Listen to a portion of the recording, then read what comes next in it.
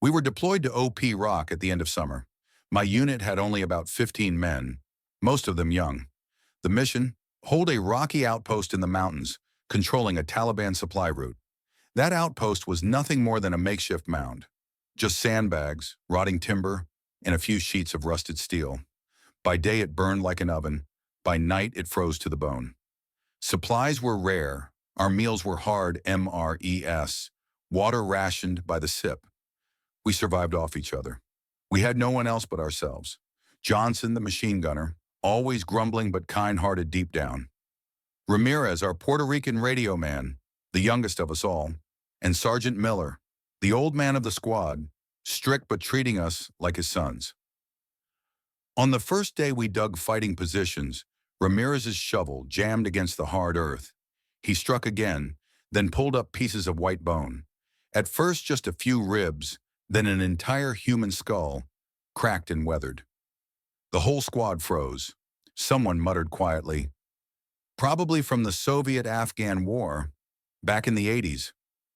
We knew the history. 2 decades ago, hundreds of thousands of Soviet soldiers flooded this country, manning outposts across the mountains. Many were besieged, wiped out. Countless men died, buried in the very ridges they defended, never taken home. I stared into the hollow sockets of the skull and felt a chill. It was as if the dead were still staring right back at me. Johnson broke the silence with a forced joke. "Let's just hope the Soviets don't come back to claim their house." We laughed, but it was a dry, brittle laugh that couldn't drown out the unease. We all thought the same thing. This outpost wasn't just ours. It was already a grave, and maybe they were still here. That night I stood guard with Johnson. The wind screamed through the cliffs, long and cold like a whistle down my spine. Far off in the darkness, suddenly a flash of light, then again, like muzzle fire. I grabbed the radio, almost shouting, "Gunfire to the east! Did you see that? Smoke and light, clear as day." My heart pounded, eyes locked on the void as if afraid to blink. But silence. No shots, no bullets incoming. Moments later, Ramirez's voice came through, stretched and mocking. "Mike, there's nothing east but mountains and rock. Maybe you need some sleep. It's midnight. Don't wind us up for nothing." Beside me, Johnson chuckled and shook his head. "Yeah, maybe tomorrow you catch up on some sleep before you start seeing things again." I clenched my jaw, still staring into the valley, finger tight on the trigger. They could call me paranoid, but I knew. I had seen something. And whatever it was still out there, watching. Strange noises, like whispers riding on every burst of static. One night, while we huddled inside the bunker, the radio suddenly crackled alive. A man's voice, hoarse and broken, spoke Russian clear as day. "Broze oruzie, lay down your weapons."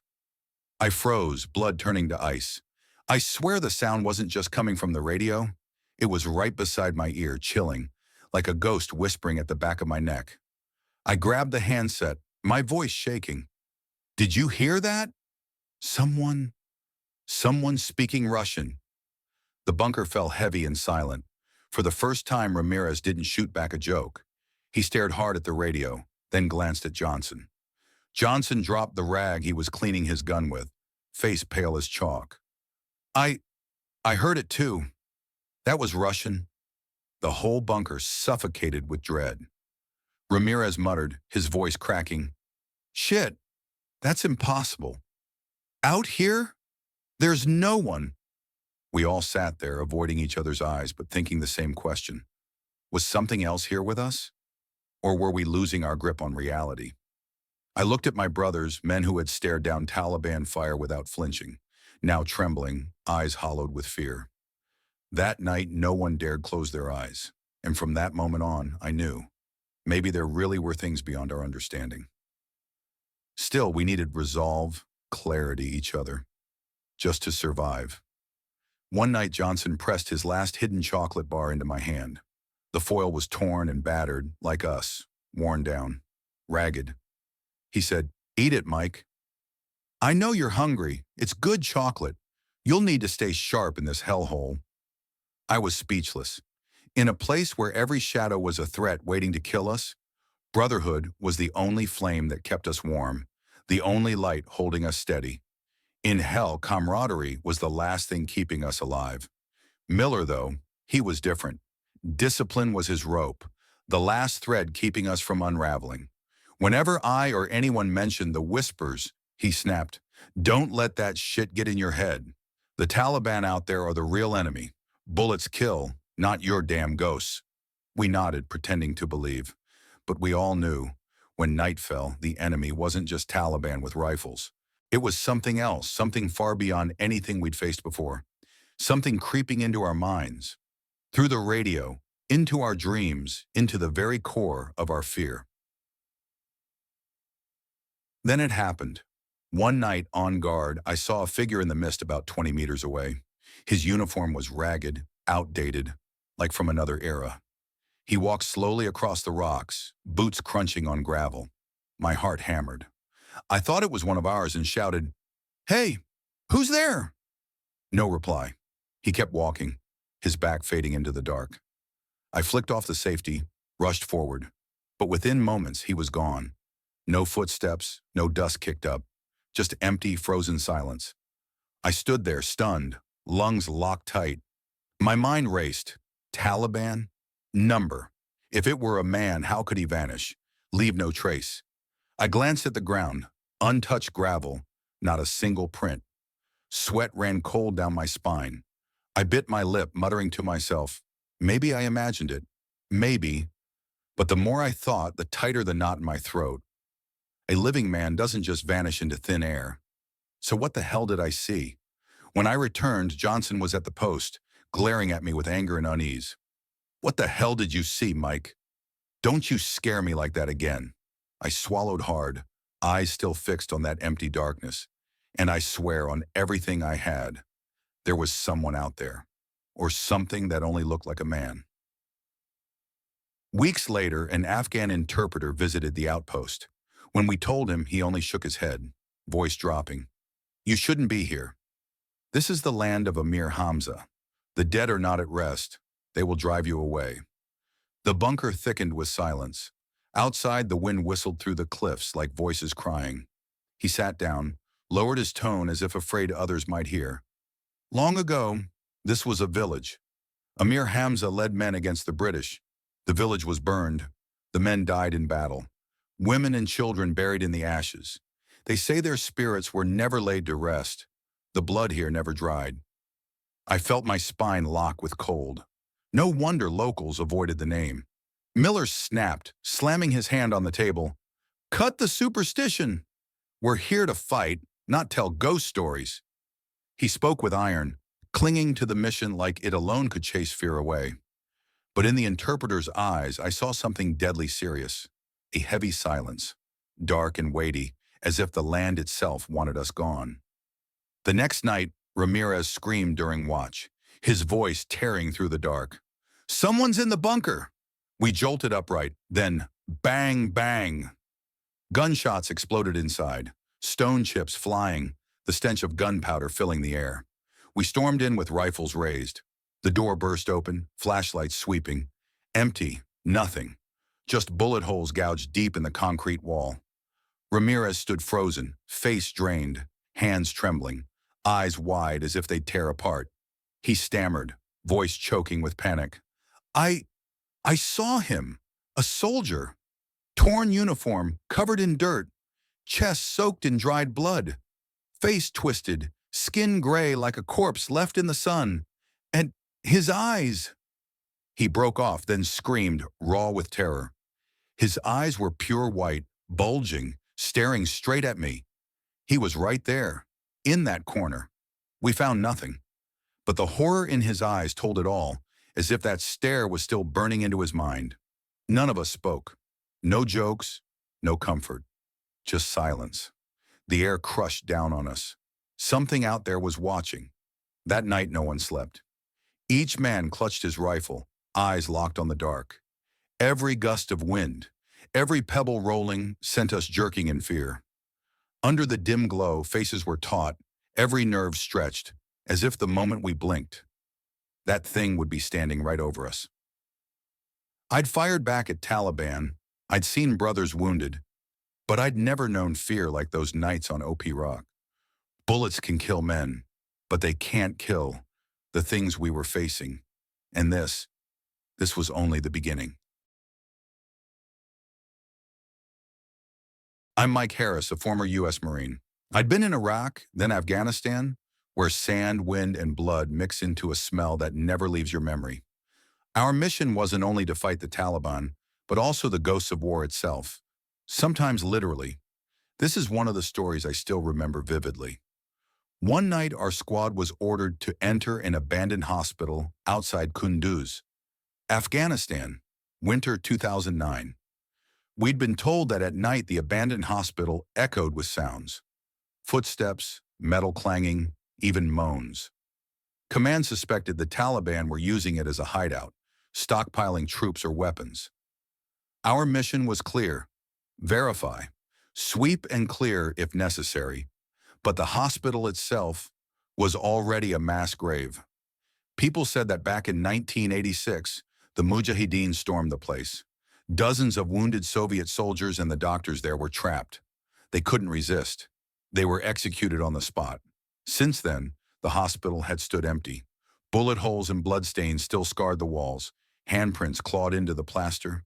Locals called it the House of Cries. No one dared go near. And now, we had to go inside. The locals stayed far away from the area. An old man even blocked the road, speaking to Sergeant Miller in Pashto. "Don't go. You won't come back. That place isn't for the living. It's where the dead still remain." Ramirez snorted. "Ghost stories. Just to scare kids." But Miller stayed silent. I noticed his hand tightening on his M4. When we reached it, the hospital loomed like a rotting block of concrete. Shattered glass doors, rusted steel beams, collapsed ceilings. Wind hissed through the dark corridors, carrying the smell of antiseptic mixed with something rank like rotting flesh. Johnson hefted his M240, breathing hard. "Hey, you guys hear that?" We stopped. Far off, in the wind, came the sound of metal scraping, slow, steady, like a surgical tray being moved. Evelyn swept her flashlight, whispered, "It's like someone's still working here." We pushed deeper. The hallway stretched endlessly. Bloody handprints dragged in streaks toward the operating room, remnants of the old massacre. Jackson muttered, "What the hell?" Miller hissed, "Maintain formation." "Move." As we passed one room, Ramirez aimed his rifle inside. I glanced in, and my heart nearly stopped. On a rusty bed lay a patient wrapped head to toe in white bandages, convulsing, eyes wide open. I blinked, and the bed was empty. Only a corroded frame remained. I didn't dare speak. But Evelyn looked at me and gave the slightest nod. She'd seen it too. We reached the main operating theater. The steel door creaked open. Inside, the operating table, rusted instruments, an IV line still dripping onto the floor as if someone had just used it. Then the moaning began. Weak, broken. "Doc, Tor." Evelyn went pale, stepped forward. "That's a patient's voice." Johnson's teeth clenched around his breath. Inowem 249 tight in his hands, stepping toward the rusted table. Our flashlights trembled with each heartbeat. "There's nothing there. Just an empty table," I whispered, heart pounding. Johnson stopped at the table, leaned closer, eyes narrowing on the stained metal, his voice low, taut. "Someone's lying here." We all froze. Under the light, a thin, blood-smeared body lay motionless. Johnson growled, steady but strained, as if reporting, "It just opened its eyes." Looking straight at me, I panicked. "Johnson, back up! Don't—" Too late. A blackened, blood-slick hand shot up, grabbing Johnson's arm. He screamed, machine gun clattering to the concrete. Ramirez didn't hesitate. He roared, "Let him go!" and unleashed his M4 into the shape on the table. Bullets thundered down the hallway, dust raining from the ceiling. But when the smoke cleared, the table was empty. No body, no hand. Only Johnson on his knees, gasping, eyes wild. On his arm, a deep bruise like fingers had just squeezed the life out of it. Sergeant Miller strode forward, voice rasping but iron hard. "Maintain formation." No one breaks off again, you hear me? This isn't a joke. We stayed silent. The wind howled through the ruined halls like the cries of the dead. Before we could pull out, Ramirez's radio crackled on by itself. Static, then a flat male voice in Russian. Patient deceased on operating table. 1986. Cause of death. Blood loss. Ramirez's face went white. I didn't turn it on. Jackson trembled. I see something in the mirror. We all turned. In a cracked pane of glass, our reflections stared back. But there were more than 6 of us. Behind us stood figures in surgeons' gowns, faces masked, eyes black pits. Evelyn screamed. We fired, shattering the mirror. But in the shards on the floor, those eyes still stared. We fell back into the dark corridor, Miller's hoarse voice barking, "Fall back in formation! Johnson, Ramirez, cover fire! Mike, on me!" Boots slammed the rotting tiles, breath ragged. Flashlights darted, muzzles sweeping every shadow. Every corner could hide a nightmare. Ramirez fired short bursts into the darkness on either side, muzzle flashes making the hallway flare like a burning ward. Johnson laid down suppressive fire with the M249, bullets hammering walls as if tearing apart the whispering that clung to us. Miller kept the formation tight as steel, forcing us step by step toward the main doors.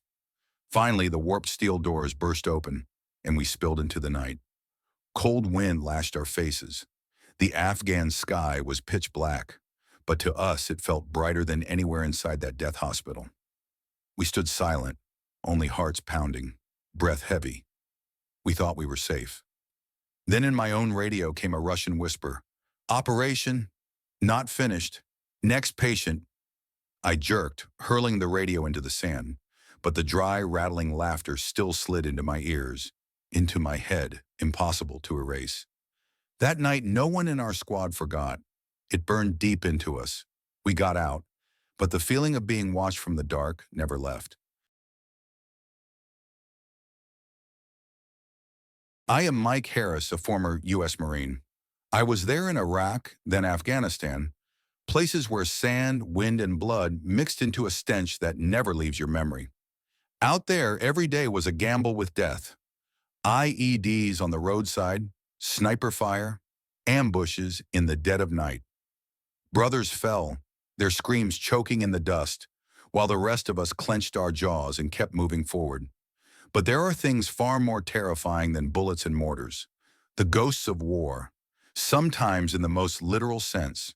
In those lands, too much blood had been spilled, too many souls left unrested. Sometimes it felt like the darkness itself was watching us. Fallujah, Iraq, 2004. The city was a living hell. Streets reduced to rubble, the acrid stench of napalm still hung in the air. Burned-out tanks scattered around like iron coffins. Bullet holes scarred the walls, each one a reminder of firefights that had torn through here. We, the few still breathing, marched through the suffocating night, thick with the smell of gunpowder and sweat. Every step felt like dragging the whole war along with us. Too many brothers had fallen. I couldn't even remember how many names had been erased from the roster. That night, we were ordered to take shelter in an abandoned bunker, once an Iraqi stronghold. To me, it felt more like a mass grave.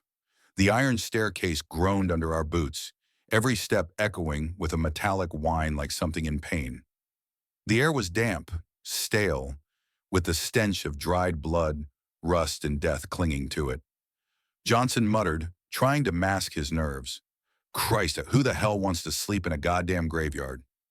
We dropped our packs onto the cold concrete floor. I exhaled, almost relieved, as if we had finally escaped the nightmare outside, the tracer rounds and fire tearing through the dark. But as my heartbeat slowed, I began noticing the details. Ramirez froze, staring at dark stains smeared across the wall, stains that looked too much like blood, long dried.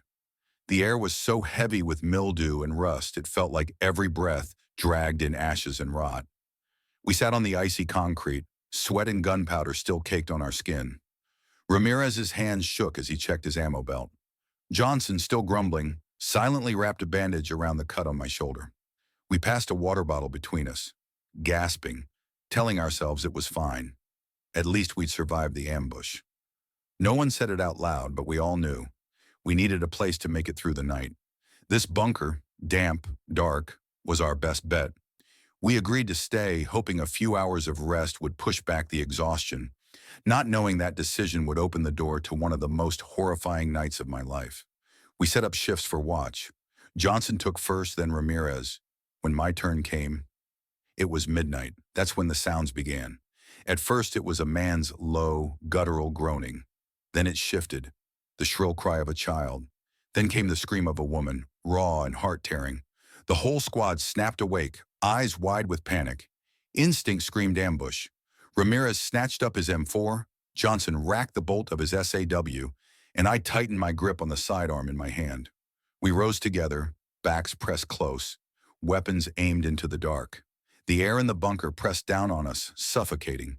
Every echo, every noise ricocheted off the walls until it felt like a battle was raging around us. We moved down the tunnel. Flashlights flickered against cracked concrete walls. And then she appeared, an Iraqi woman, clothes shredded, soaked in blood. Her long hair hung over half her face. Her eyes, empty, white, lifeless, locked on me. When she spoke, her voice rasped, yet echoed like dozens of voices layered over one another. "Help, my child. He's still in here. Please save him. Help, my child. He's still in here. Please, save him." My chest clenched tight, but before I could speak, Ramirez shouted and opened fire. 3 rounds cracked through the bunker, the sound deafening. She dissolved into white smoke, and all that remained was the faint wailing of a child. Something icy clamped around my wrist. I spun. No one was there, but right in my ear a whisper lingered. "Please, save my child. Save my baby." The darkness began to shift. Charred bodies, headless, crawled from the walls, hands groping to drag us into hell. Their screams fused with our gunfire, turning the bunker into a cacophony of death. We fled deeper into the tunnels, desperate for an exit. That's when Ramirez's beam froze. At the far corner of the wall, a woman's corpse, long dead, hunched in the posture of holding something. A baby. Her skeletal arms were locked tight around it. The body was withered, clearly lifeless for days, maybe weeks. But the impossible part, the baby was alive. Its eyes, wide, clear, stared right at us. It whimpered, weak but real, as though just awakened. We froze, speechless.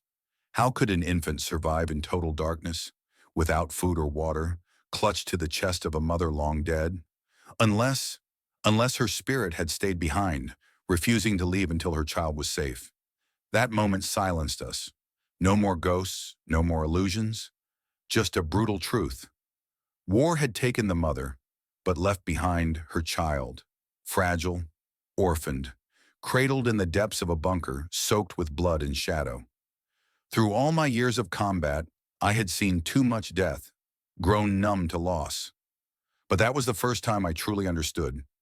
Even in the heart of war's cruelty, there is something indestructible, a mother's love, stronger than bombs, stronger than darkness. Maybe strong enough to save that child. We carried the infant out of that place. Behind us, the cries still echoed. But this time, they weren't the cries of the damned. They were the cries of life, clinging to hope. Even now, writing these words, I, Mike Harris, still hear them. Not as a reminder of death, but of the only thing left untouched in war's hellfire. Life and hope. War never ends with casualty counts. It leaves orphans, trapped souls, and scars no soldier wants to bear.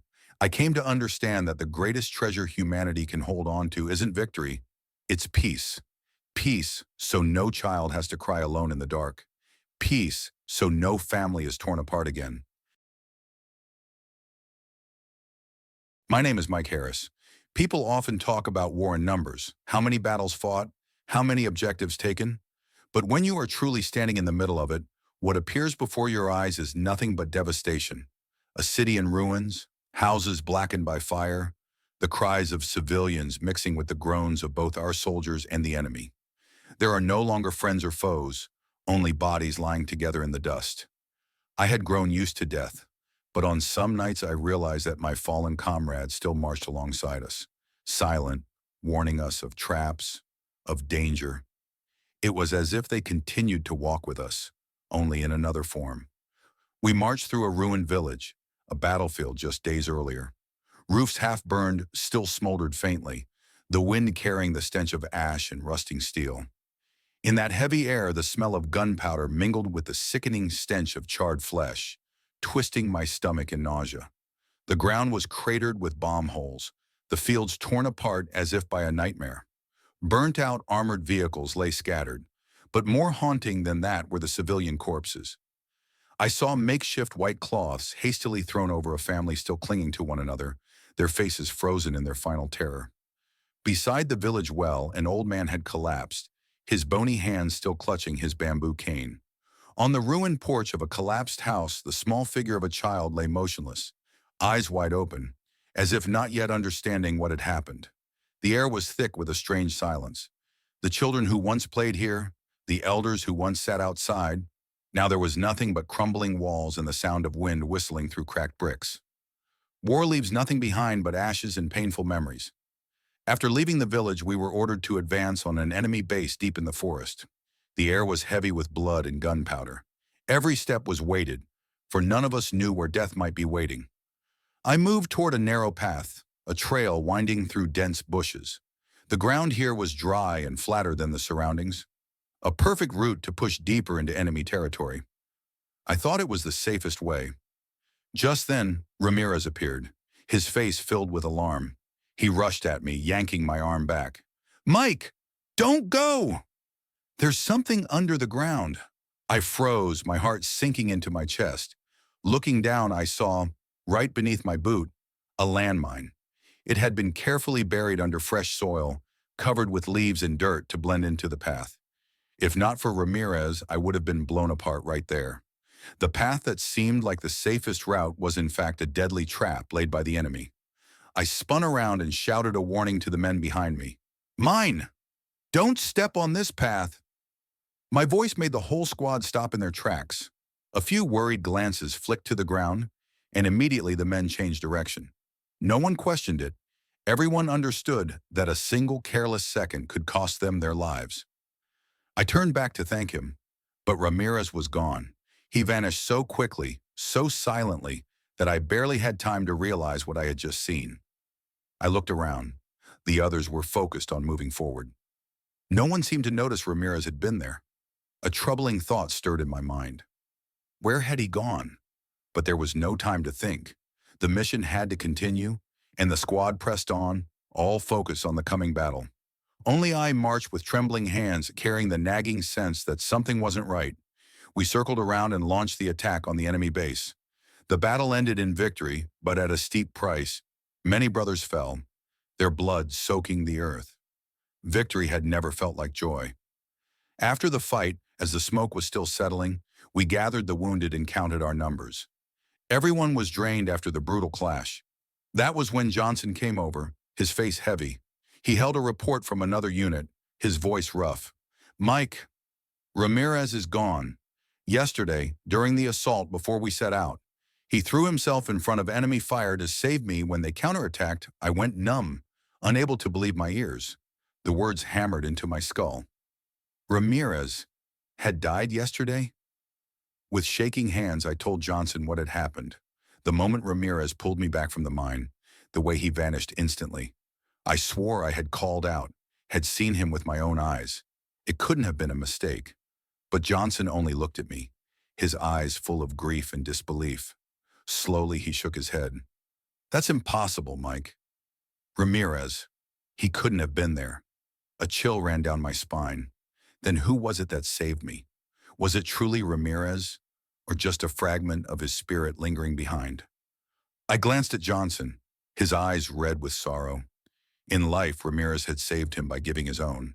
And then, after falling in battle, he returned to save me from death. I don't know what it was, a ghost, an illusion, or the bond of brotherhood surpassing the boundary of life and death. All I know is, deep inside, I whispered a silent thank you to Ramirez, the brother who never abandoned us, whether alive or as a soul wandering the battlefield.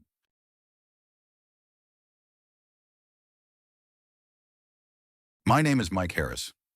I was once a U.S. Marine. If you've followed me from the earlier parts, you'll know that I've witnessed things no one wants to believe. But today, this will be the last time I speak, the ending of the story of the war's ghosts that still haunt me to this very day. My unit was ordered to secure a ruined building to establish an observation and fire support position. From above, through my scope, I caught sight of a figure moving faintly between smoke and fire. On his shoulder gleamed an RPG.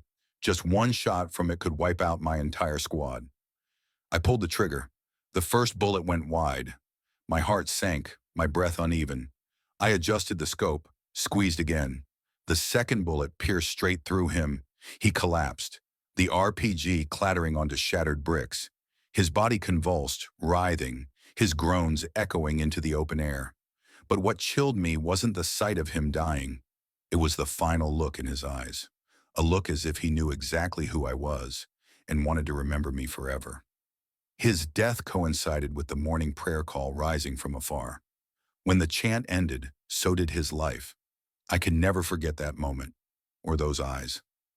Days later, we withdrew back to base.